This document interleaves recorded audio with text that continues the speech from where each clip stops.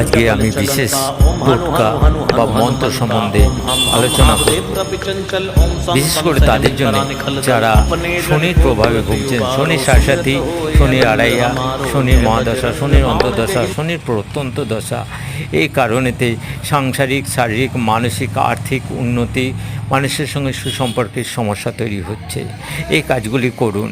শনিবার দিন 11টি লবঙ্গ ফুল সমেত নিয়ে একটি মালা তৈরি করে হনুমানজিকে চাপান এবং ওই দিন একটি লাল কিংবা হলুদ ফুল চাপান আর 5টি লাড্ডু হনুমানজিকে দিন এবং হনুমানের পা থেকে একটু সিঁদুর নিয়ে নিজের কপালে তিলক কাটুন। দেখবেন সর্বদুর্ভাগ্য এবং গ্রহপীড়া থেকে আপনি অবশ্যই মুক্তি পাচ্ছেন।